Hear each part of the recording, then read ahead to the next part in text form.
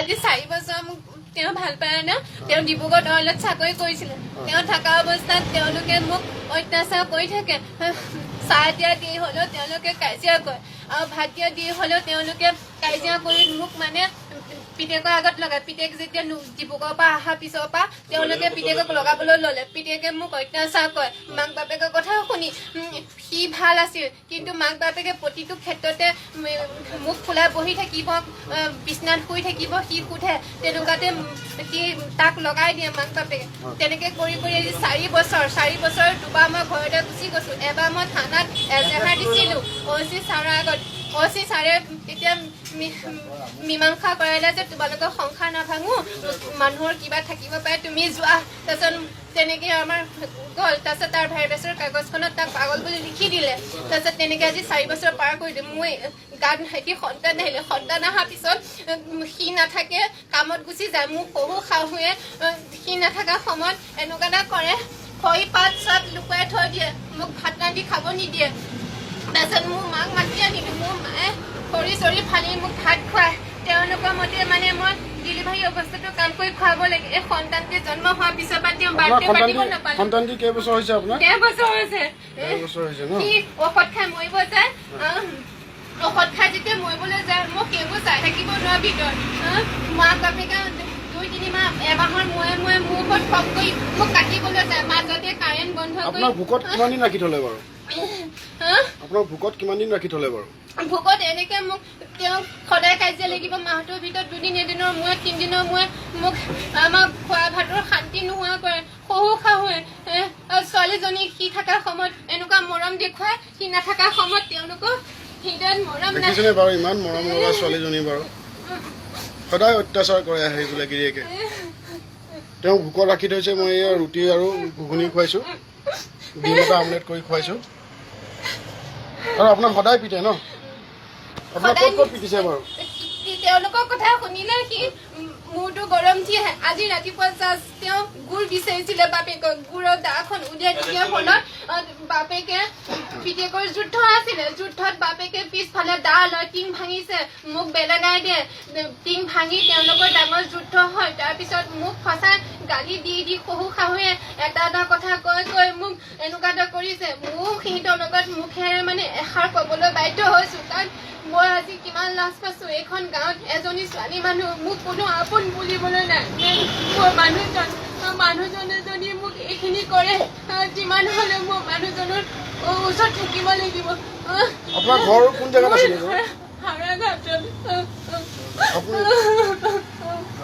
আপুনি হাওৰা ঘাটৰ পৰা ইয়ালৈ কেনেকৈ আহি পালেহি বাৰু মোক বিয়া দিছে বিয়া কৰি আনিছিলে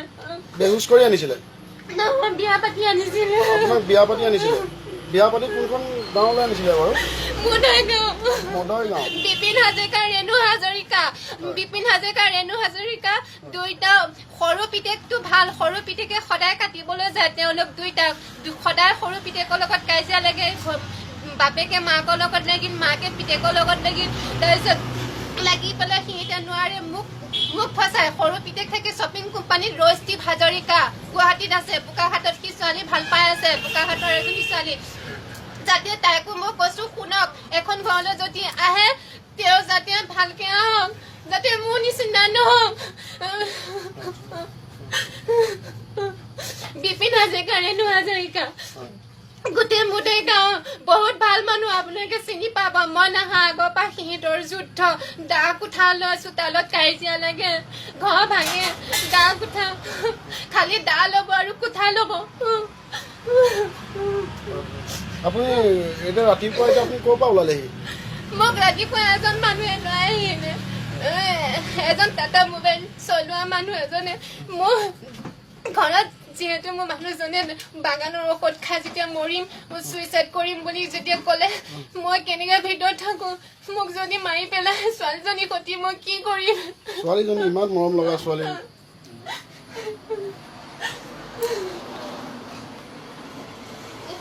দেখিছেনে বাৰু আপোনাৰ নামটো বাইদেউ মোৰ নামটো গীতাঞ্জলি গগৈ হাজৰিকা এতিয়া আপুনি কি কৰিম বুলি ভাবিছে বাৰু আইনৰ ওচৰলৈ যাবনে মই আইনৰ ওচৰত মই থানাত আহিছো থানা অচিছৰ তেওঁলোকে যদি এজেহাৰ মোতকেও আগত দিছে তেওঁলোকে মোক হয়তো পাগল কিবা কিবি কৈ দিব পাৰে আপোনাৰ ওচৰত অনুৰোধ মোক যদি মোৰ সেই বাক্য সঁচা হয় ভগৱান আছে কাৰণ তেওঁ মাক বাপেকৰ কাৰণে আমাৰ যি মোক সদায় আজি 4 বছৰ হৈছে মোক সদায় তেওঁলোকে অত্যাচাৰ মোক বিষৰ বেজি দিয়ে মাৰি মাৰি মোক বিষৰ বেজি ল'লে মোৰ পেটত গেছ জমা হৈ গৈছেগৈ মোৰ মানে চিজাৰিং কৰা সন্তান ঔষধ পাতি খাব নিদিয়ে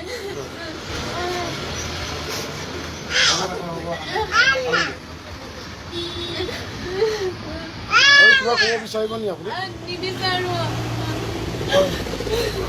হয় বন্ধুসকল পাৰিলে আপোনালোকে শ্বেয়াৰ কৰিব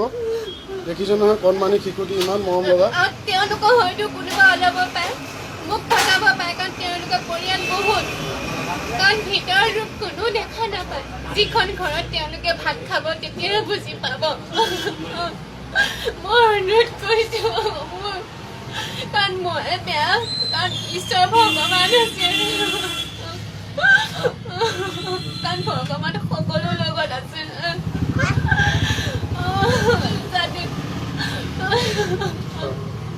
আমাৰ দেৰগাঁও অচি ছাৰকো অনুৰোধ কৰিলোঁ তেওঁ ন্যায় পায় যাতে কণমানি পোৱালীজনী আছে তেওঁ ন্যায় পায় যাতে পাৰিলে বন্ধুবৰ্গ শ্বেয়াৰ কৰিব আপোনালোকে ভিডিঅ'টো ঠিক আছে দিয়ক